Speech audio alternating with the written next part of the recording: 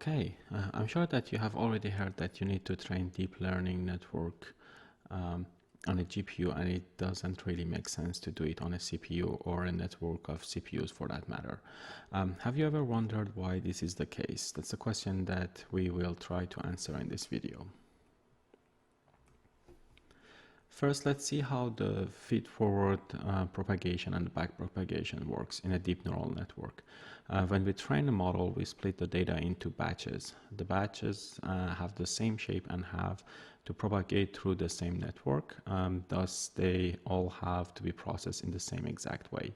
If the network is a simple feed-forward network, the propagation of an input data through the network can be formulated as a matrix multiplication.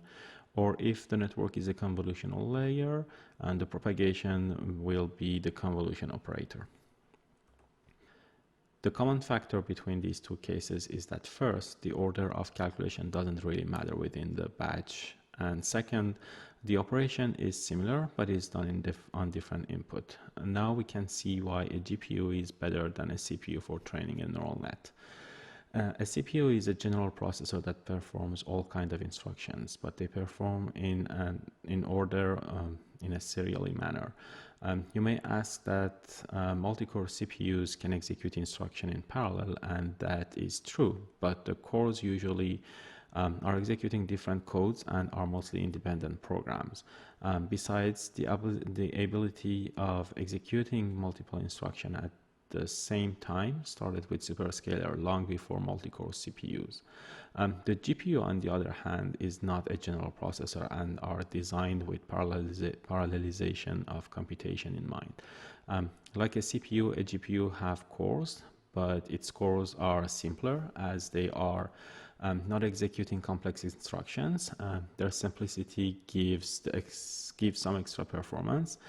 In addition, their core count is much higher. For example, a 2080 Ti from NVIDIA has 4,352 CUDA cores.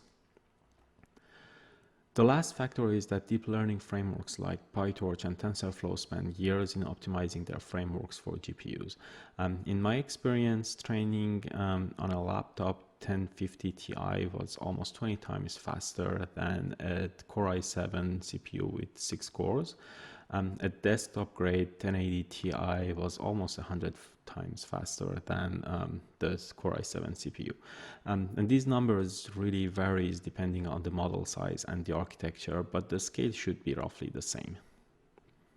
Okay, so let's moving to the code. So when you are training and you have a GPU available, you transfer your model to the GPU memory first. And then during each epoch, the batches are transferred from the main memory to the GPU's memory. And they will go through the feed forward and back propagation in parallel. When the training is over, you can transfer the model back into the CPU or decide to keep it in there. In the case of our example, the transferring time dominates because our model is really small and simple, and thus the GPU doesn't offer much. But this is an exceptional case as our model, as I said, is very simple. In real project though, you should always go with the GPU. I will post other videos for more advanced project that leverages the GPU better. So if you want to be notified as soon as they are available, hit that subscription button and enable the notification. So without further ado, let's go to the code. We will run the training in two configurations, one with 50 epochs and one with 250 epochs. In the first run, the transfer of model into the GPU memory will dominate, thus the CPU will actually be faster. But in the second run, the GPU will be slightly faster. As you increase the epoch count, the training will become considerably faster in this code as well. So let's do the 50 epochs now.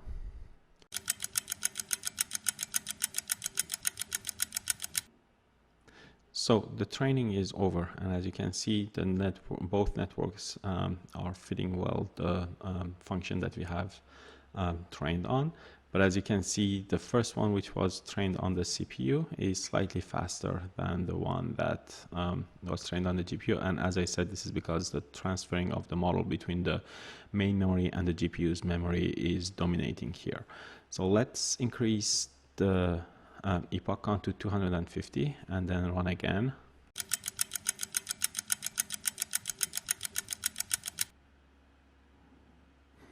Okay, so the training is over, and just like the previous time, the both training has estimated well the function that we had for training. And as you can see here, the training time for the GPU is slightly less this time. But as I said, this is a very simple network. And the other point that we have to consider here is that our data points are really small here.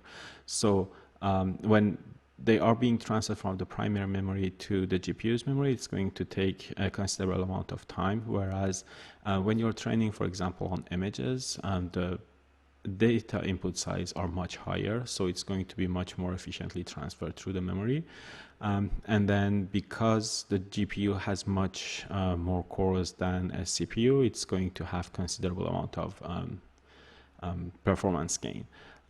So as I said before, whenever that you're working on an actual project, you should always go with a GPU. In addition to the speed, a GPU will offer you other improvements as well. Like with the larger batch size, your network will be more robust and will be less likely to overfit. And I'm careful with this word because it's less likely. It's not eliminating the probability of that. But as I said, you should always go with a GPU for training.